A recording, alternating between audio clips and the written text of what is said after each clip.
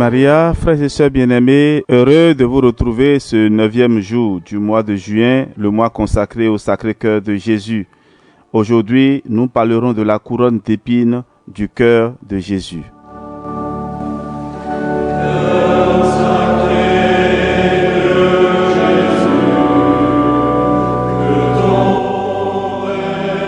Si vous considérez attentivement l'image du cœur de Jésus, vous le verrez entouré d'une couronne d'épines. C'est ainsi qu'il se montre à Marguerite Marie. Au jour de la Passion, ses bourreaux tressaient une couronne d'épines et l'enfonçaient avec violence sur sa tête sacrée. Ce fut là sans doute un des plus cruels supplices, un des plus sanglants outrages. Le prophète s'écria: « Nous l'avons vu et nous ne l'avons pas reconnu. » Mais croyez-le bien, tous ces tourments partaient du cœur de Jésus et y retombaient comme un poids écrasant. Car le siège de la souffrance comme de l'amour, c'est le cœur. La couronne d'épines déchirait donc son cœur avant de pénétrer cruellement dans sa tête sacrée. Les épines, c'étaient d'une part nos innombrables péchés, dont il avait pris sur lui l'effroyable expiation, et d'autre part la multitude de ceux qui devaient se perdre malgré tous ses efforts pour les sauver. Oui, tous les péchés, tous les crimes du monde entier sont autant d'épines acérées qui pèsent et déchirent cet adorable cœur. Quel abîme de souffrance, quel douloureux martyre! Néanmoins, Jésus accepte avec résignation cette sanglante couronne par amour pour nous. Qu'il est beau ce cœur ainsi couronné d'un diadème royal, ainsi déposé sur l'autel de la croix, ainsi consumé comme victime perpétuelle par le feu sacré de son amour. Comme cette couronne d'épines parle plus éloquemment à mon âme qu'une couronne de roses et m'apprend à connaître la brûlante charité de ce cœur adorable. Avec quel transport je m'écrie: « Cœur de Jésus, déchiré par les épines, aie pitié de moi. » Jésus nous apprend par ce mystère que la dévotion à son divin cœur n'est pas une dévotion de sentiment, mais une dévotion qui doit produire l'amour de la croix et de la souffrance. Saint Bernard dit: « C'est une honte d'être un membre délicat sous un chef couronné d'épines.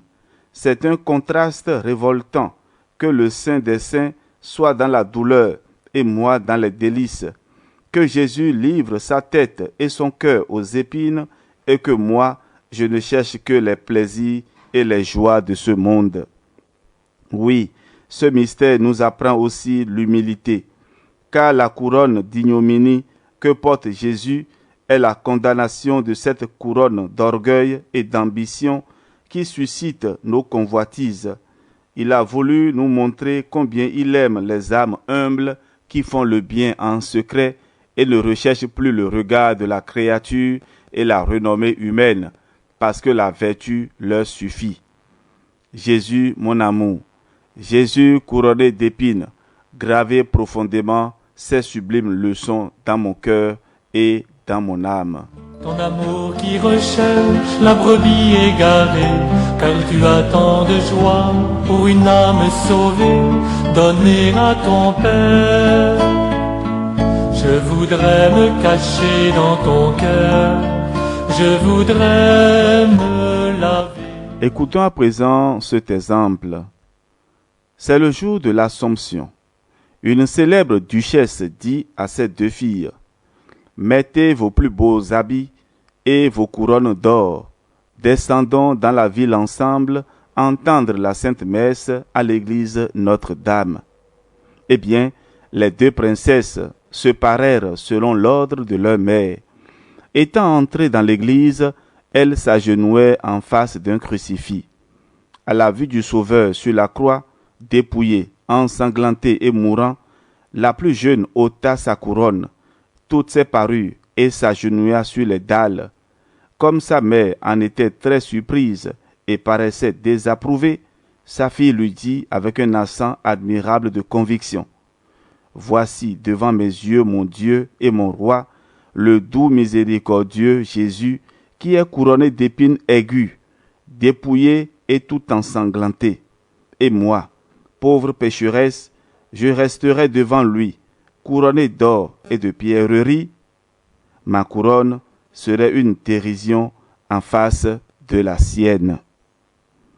Aussitôt, elle se mit à pleurer amèrement, car l'amour du cœur de Jésus avait déjà blessé son tendre cœur. L'enfant grandit, préférant toujours la couronne d'épines qu'offre Jésus aux couronnes d'or et de pierreries que donne le monde. Elle devint sainte Élisabeth, reine de Hongrie. Frères et sœurs bien-aimés, comprenons que pour mériter la couronne de gloire dans le ciel, il faut d'abord accepter ici-bas la couronne d'épines, l'une après l'autre.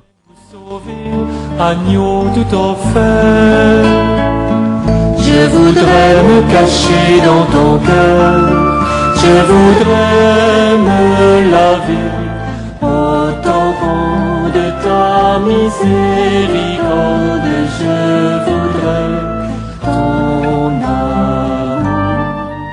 Oui, Seigneur, nous voulons ton amour. C'est pourquoi nous élevons vers toi cette prière.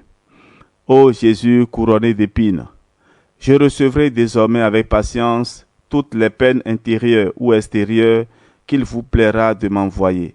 La nature pourra murmurer et je dirai peut-être comme vous au jardin des Oliviers, Père, que ce calice s'éloigne de moi. Mais l'amour me fera vite ajouter, non, ma volonté, mon Dieu, mais la vôtre. Amen, ainsi soit-il.